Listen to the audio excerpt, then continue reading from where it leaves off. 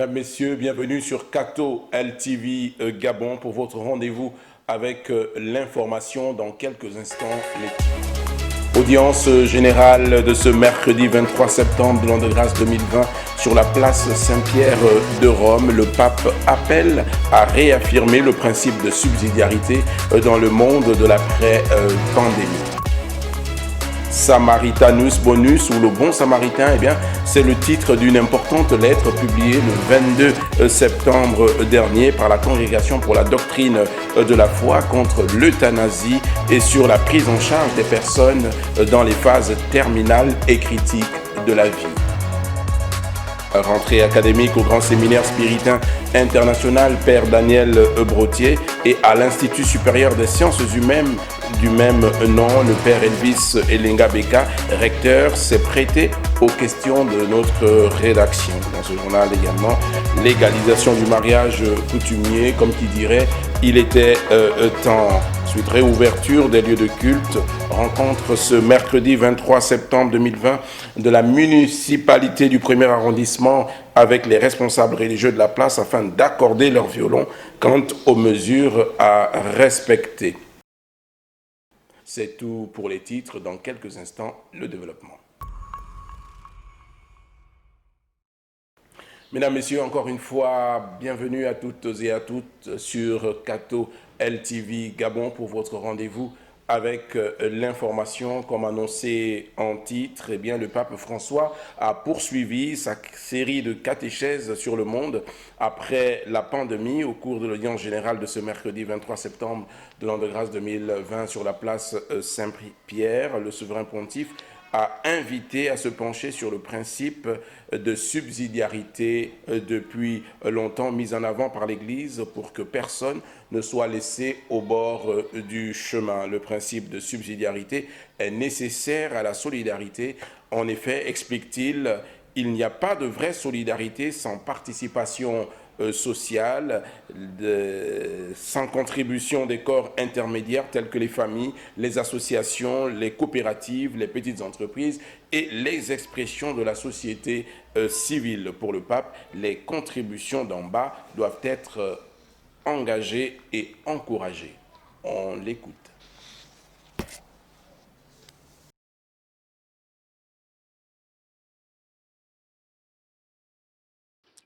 Nel nome del Padre, del Figlio e dello Spirito Santo. La pace sia con voi. Cari fratelli e sorelle, sembra che il tempo non è tanto buono. Chers frères et sœurs, il semble que le temps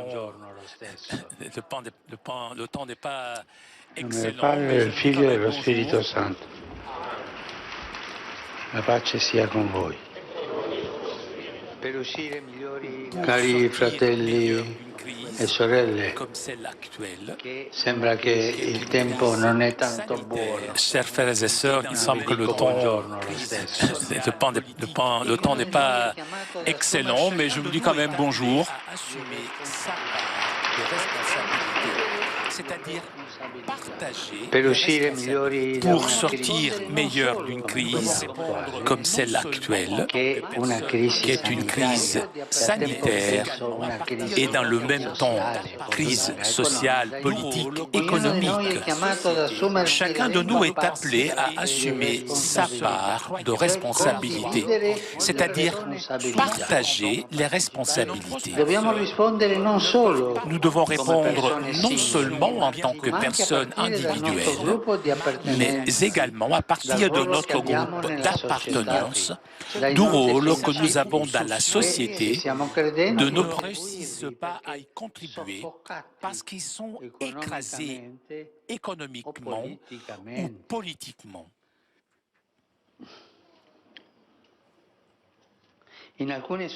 Dans certaines sociétés, de nombreuses personnes ne sont pas libres d'exprimer leur foi et leurs valeurs, leurs propres idées.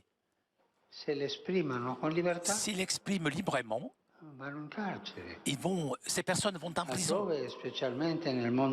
Ailleurs, et en particulier dans le monde occidental, beaucoup de gens auto-répriment leurs convictions éthiques et religieuses. Mais ainsi, on ne peut pas sortir de la crise, ou en tout cas, on ne peut pas en sortir meilleur.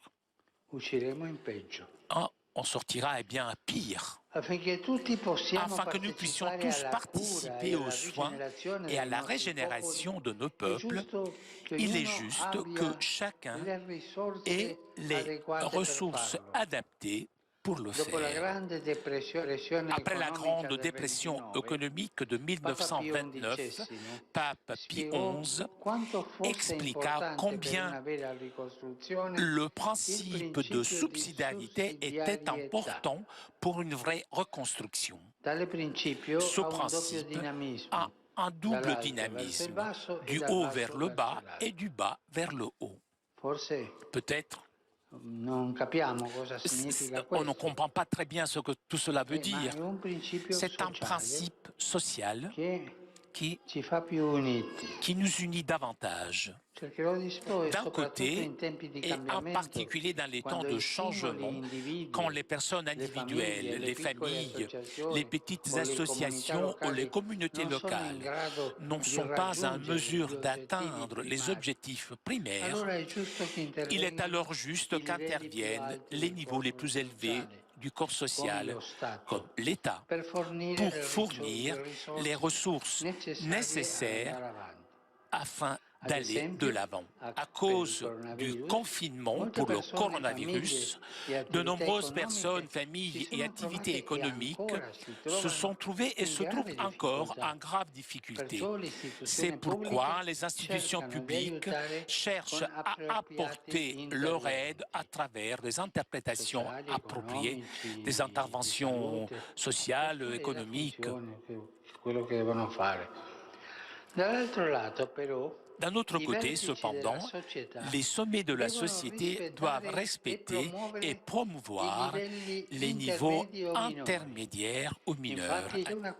Il y a une collaboration du haut vers le bas, de l'État vers le peuple, et du bas vers le haut, des institutions du peuple vers le haut.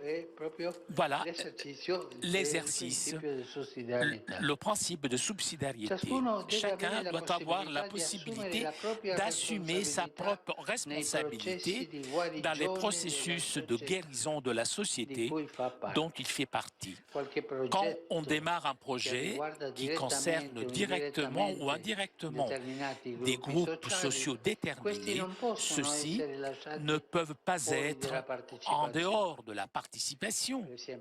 Par exemple, qu'est-ce que tu fais? Je vais travailler pour les pauvres.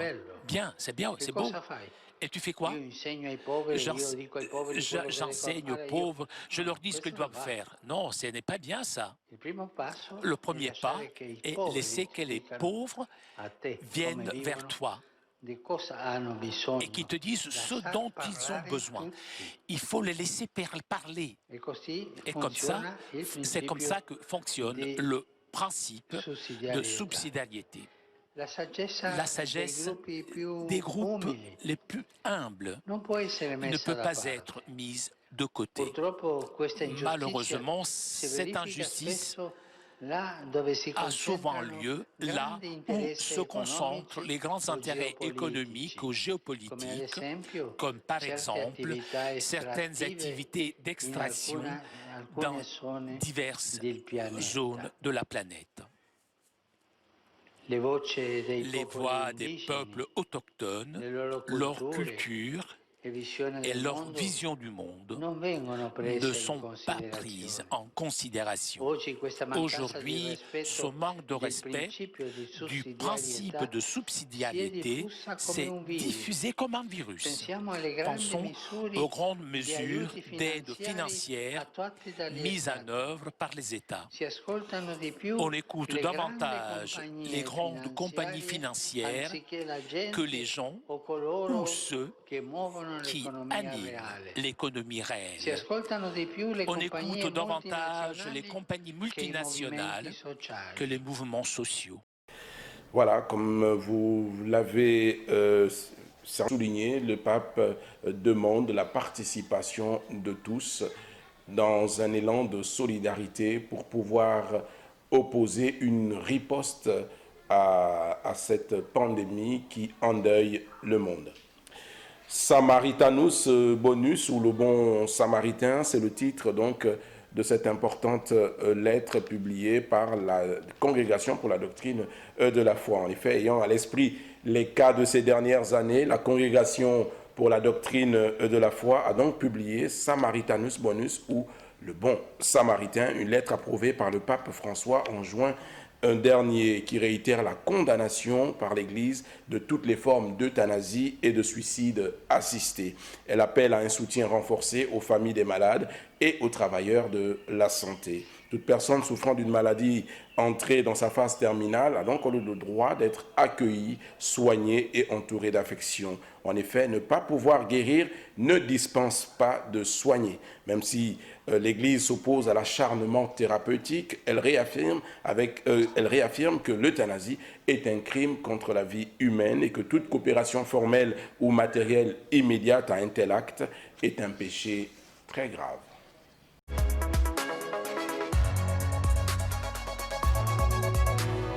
Il traite essentiellement de la fin de vie et des soins qu'on apporte ou pas aux malades qui s'approchent de la mort et du grand passage, en particulier les questions de soins palliatifs ou, à l'inverse, des questions d'euthanasie ou de demande de suicide assisté.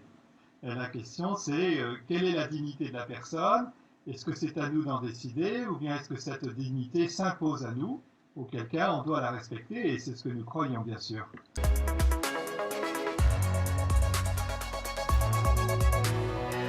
Alors, parce que la Congrégation de la doctrine de la foi est compétente à la fois sur ce qui relève de la dogmatique, c'est-à-dire la manière de parler de Dieu, du Christ et de l'Écriture, mais aussi sur la morale, et c'est-à-dire les conséquences pratiques et concrètes de la foi dans nos actes quotidiens.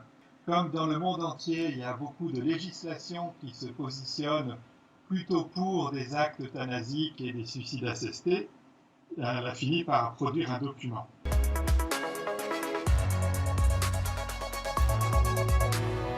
Mais on connaît bien cette parabole que Jésus donne pour expliquer à un scribe qu'on n'a pas à choisir qui est notre prochain, mais à être le prochain de qui nous rencontrons. Et une des belles expressions de la lettre, c'est de dire que notre cœur doit savoir regarder. Un cœur, le bon samaritain, il a un cœur qui regarde. C'est son cœur qui a parlé, contrairement aux deux autres qui sont passés sans toucher la personne à moitié mourante, mais il a donné de son temps, de son argent, il a promis qu'il en redonnerait à son retour si jamais la chose ne s'était pas améliorée pour ce malade.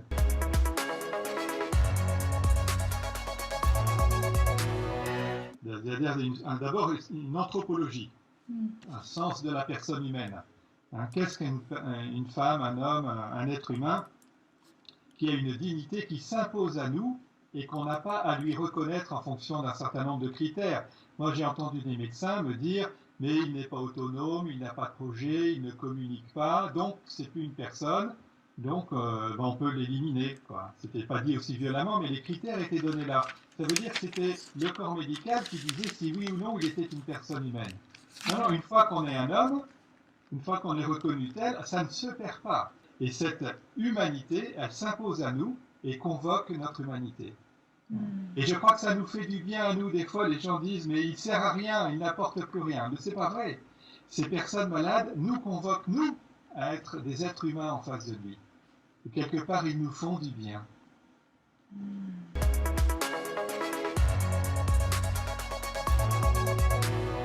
On sait que les demandes d'euthanasie ou les demandes de suicide assisté relèvent d'un sentiment d'abandon. Et en réalité, ce que nous dit le cardinal Ladaria, qui est celui qui signe la lettre avec l'approbation du pape, c'est que toutes ces demandes sont en fait des appels au secours. Et que s'il y a de l'aide, et s'il y a de l'amour, et si la souffrance est diminuée, eh bien, ce n'est plus la demande d'euthanasie qui se fait jour, c'est autre chose. C'est cette relation, cette qualité de relation humaine qui est mise en valeur. On peut être jusqu'au bout, justement, de son proche. Moi, j'admire beaucoup, par exemple, chez les petites sœurs des pauvres, lorsque dans leurs établissements faits de personnes très âgées, il y en a qui sont à l'agonie, eh bien, elles se relayaient, les sœurs, au pied du malade pour prier pour lui. Voilà, on accompagne, mais on donne pas, on n'accélère pas la mort.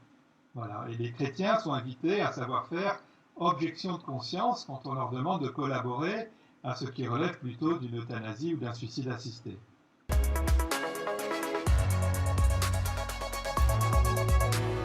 J'ai retenu au moins 2 points, c'est que nous sommes dans une culture de l'individualisme, beaucoup, et donc on demande à faire droit aux désirs des individus, et on oublie qu'ils sont dans un circuit et dans une vie relationnelle. Et donc si nous sommes reliés les uns aux autres et au Créateur, on ne regarde plus nos maladies de la même façon. Et puis l'autre point, c'est, comme dit le pape François, on est dans une société de la culture du péché. Hein, et voilà, et nos personnes âgées, elles ne sont pas à jeter. Ce n'est pas vrai. Elles font partie de nos vies, elles sont nos racines, et elles nous ont donné la vie, et il faut les accompagner avec dignité jusqu'au bout. Revenons au Gabon à présent, rentrée académique au Grand Séminaire Spiritain International Père Daniel Brottier et à l'Institut supérieur des sciences humaines du même nom. Eh bien, au Grand Séminaire International Père Daniel Brottier, maison de formation appartenant à la congrégation du Saint-Esprit sous la protection du cœur immaculé de Marie située à Angonje, Carrefour Delta, eh bien, les grands séminaristes ont déjà pris leur quartier et sont actuellement en retraite spirituelle. Une retraite prêchée par l'abbé Rufin Ngoubou, prêtre de l'archidiocèse de Libreville, ancien de cette maison de formation et actuellement vicaire à la paroisse Saint-Jean-Baptiste de Nzangayong. Côté Institut supérieur des sciences humaines, département de philosophie, eh bien, la rentrée académique proprement dite aura lieu le lundi 28 septembre prochain selon le programme ci-après, 9h messe, 10h assemblée générale étudiants rectorat, 11h, leçon inaugurale par le professeur Jean-Victor Mwangbading sur le thème « La transmission des savoirs philosophiques en Afrique, enjeux et défis de nos pratiques pédagogiques ». Le père Elvis Lingabeka, recteur, nous dévoile ici l'esprit de la lettre de cette double rentrée académique 2020-2021 à Daniel Brottier. Il est au micro de l'abbé Serge Patrick Mabikassa. Bonjour à tout le monde et merci d'être présent et présente à cette rencontre par l'image et par le son. Je suis heureux de vous accueillir dans mon humble bureau. Je suis Elvis Elengabeka, spiritain, missionnaire au Gabon actuellement, professeur d'exégèse, de méthodologie, de langue et de civilisation de l'Orient ancien. Actuellement, je suis en service dans cette maison au double sens du terme, hein. C'est le bureau dans lequel je suis en train de vous accueillir sympathiquement, où vous me recevez, je l'imagine aussi de chez vous, tout aussi fraternellement. Maison au sens restreint, donc ce bureau, et maison au sens plus large, c'est-à-dire l'institution dans ce bureau est, j'allais dire, la cabine de service. C'est le lieu où l'on réfléchit, où l'on pense, où l'on conçoit, où l'on organise l'animation de cette maison. Alors cette maison est composée de 2 entités. Il y a le séminaire, le Grand Séminaire Spiritain International Père Daniel Brottier, et il y a l'Institut supérieur des sciences humaines qui porte aussi le même nom, Père Daniel Brottier. Petite carte d'identité de ces 2 éléments. Alors le Grand Séminaire, bien sûr, lieu de formation, de préparation au ministère presbytéral. Nous accueillons un certain nombre de jeunes originaires de tous les pays d'Afrique centrale. Ils sont 28 cette année et ils ont le projet d'orienter leur vie dans le sens de la consécration à la mission dans la congrégation du Saint-Esprit. Alors, ils sont ici. Il y a aussi des Gabonais depuis un certain nombre d'années. On accueille aussi d'autres jeunes qui ont le même projet, mais qui n'appartiennent pas à la congrégation du Saint-Esprit, qui appartiennent à les diocèses du Gabon, ou qui appartiennent à une autre forme d'organisation ecclésiale qui s'appelle le séminaire néocatéchuménal, le chemin du néocatéchuménat, Mater Redemptoris ou Redemptoris Mater selon vos fantaisies syntaxiques. Ça veut dire mère du Rédempteur, il n'y a pas de problème, hein, la mère du Sauveur, la mère du Rédempteur, donc Marie. Bon, alors ça c'est la partie séminaire. Il y a aussi la partie institut. En fait, l'Institut, c'est l'organe qui prend en charge la vie académique de la maison.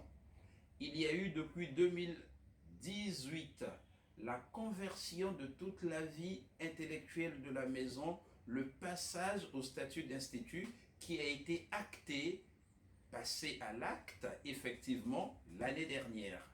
Donc, nous avons commencé avec le département de philosophie et la rentrée officielle du côté département de philosophie aura lieu lundi prochain avec la leçon inaugurale dont on vous parlera en temps et en heure.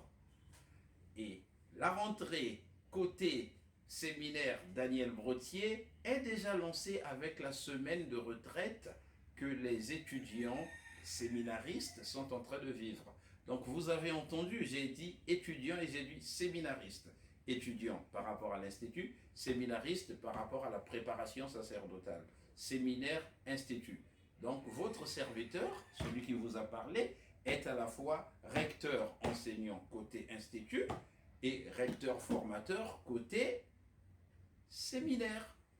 Et je saisis cette occasion pour dire ma sympathie avec les médias, saluer le bon père Serge Patrick, son collaborateur et ami Edmond, et tous les héros de l'ombre, les techniciens qui travaillent avec eux pour que cette image soit de qualité potable.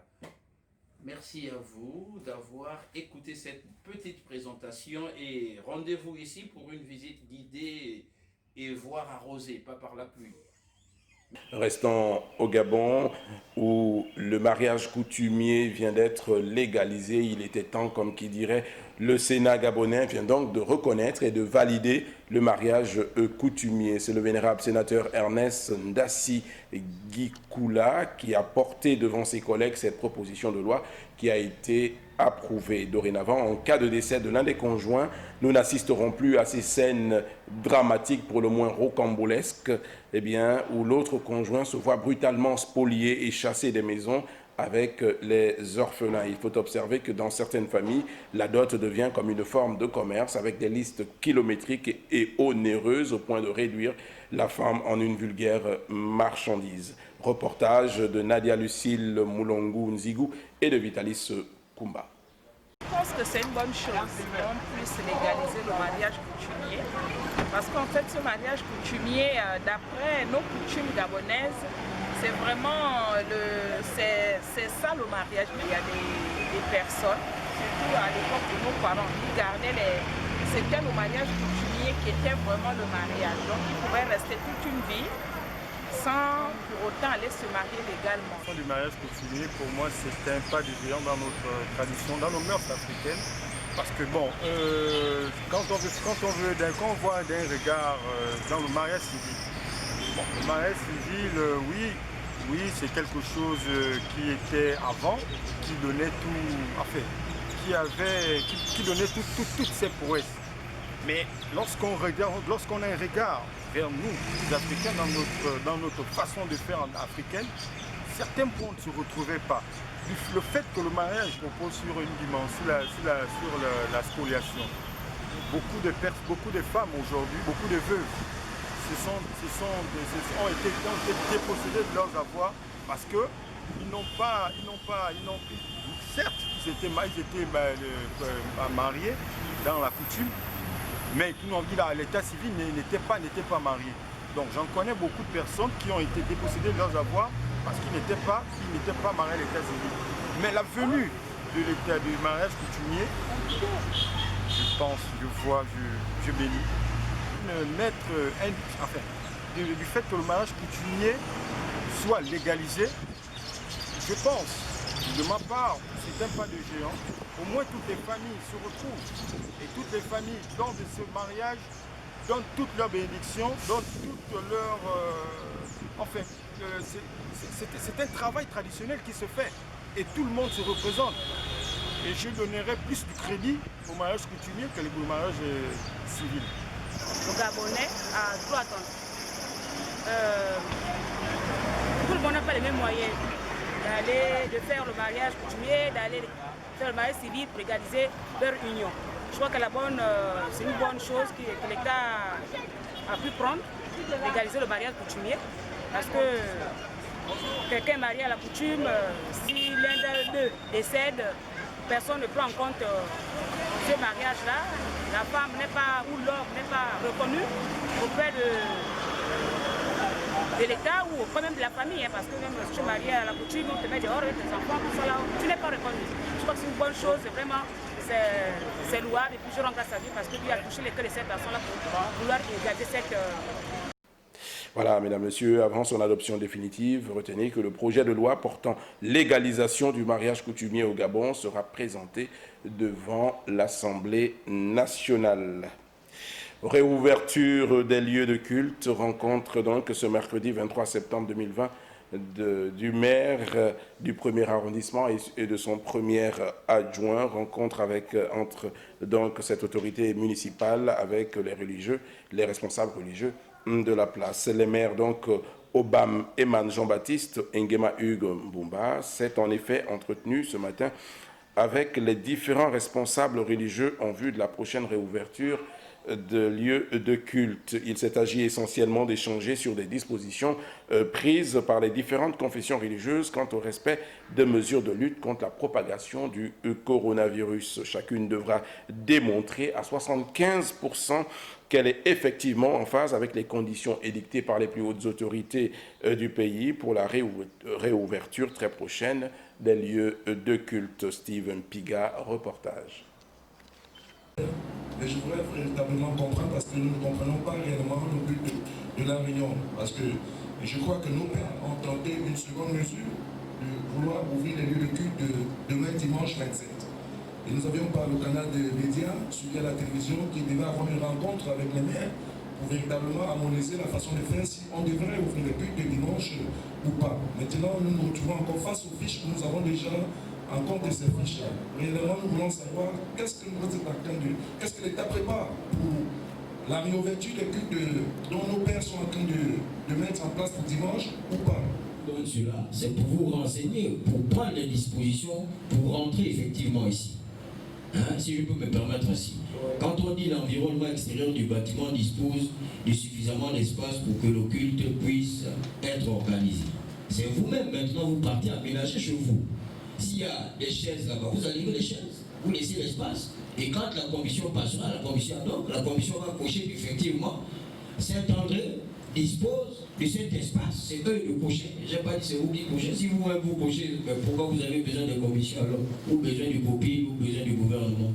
Donc j'ai eu l'impression que nous tournions autour du pot. Il faut le dire, étant donné qu'un travail déjà été fait en amont. Dans ce sens, comme l'un d'entre eux l'a souligné, on s'attendait à une suite. Mais là, c'est comme si rien n'a jamais été fait, comme si on recommençait. Enfin bref, nous vivons toujours dans l'espérance. Je crois que les autorités compétentes prendront la chose à bras le corps pour que nous avancions le plus rapidement possible. Et je crois que c'est l'objet de cette réunion, le souci de faire avancer les choses rapidement. Qu'on se mette donc tous au travail, la confession religieuse comme les autorités compétentes, en vue d'une issue heureuse le plus rapidement possible. Voilà. Nous avons été instruits par la mairie de Libreville de recevoir les responsables des confessions religieuses afin de travailler avec eux sur un questionnaire auquel ils vont devoir répondre pour, n'est-ce pas, s'adapter aux conditions prévues par les mesures barrières. En ce qui concerne la réouverture effectivement des églises, ce questionnaire leur a été remis et il se trouve malheureusement qu'il avait déjà reçu de la part du COPIL. Donc à cela ne tienne, on a échangé disons de manière positive. Et puis nous avons été édifiés sur certaines rencontres qui avaient déjà eu lieu avec les pouvoirs publics. Et j'avoue aussi, je dois reconnaître que l'un des bénéfices, l'un des avantages que nous tirons de cette rencontre, c'est que ce questionnaire nous permettra de constituer un fichier des lieux de culte et pourquoi pas une cartographie de l'installation de ces lieux de culte.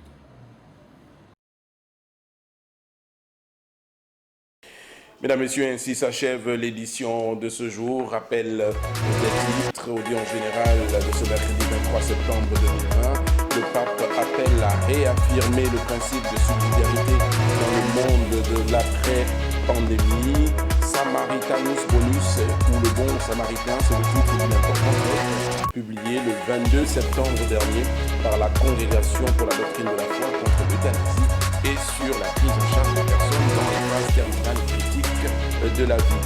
Rendez-vous académique au Grand Séminaire Spirité International Père Daniel Gauthier et à l'Institut supérieur des sciences humaines du même nom, le Père Elvis Elenga Beka, recteur, s'est prêté aux questions de notre rédaction.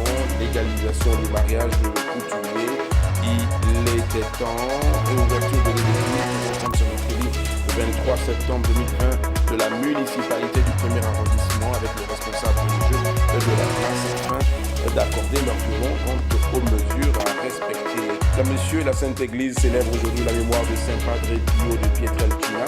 Bonne fête aux religieuses de l'Institut des Sœurs franciscaines filles de Padre Pio à Angoudjé dans la commune d'Akanda. Prochain rendez-vous avec votre édition d'information sur Kato TV Gabon, vendredi 25 septembre 2020 à la même heure, à la constitution de notre serviteur et Epoma Ngadi.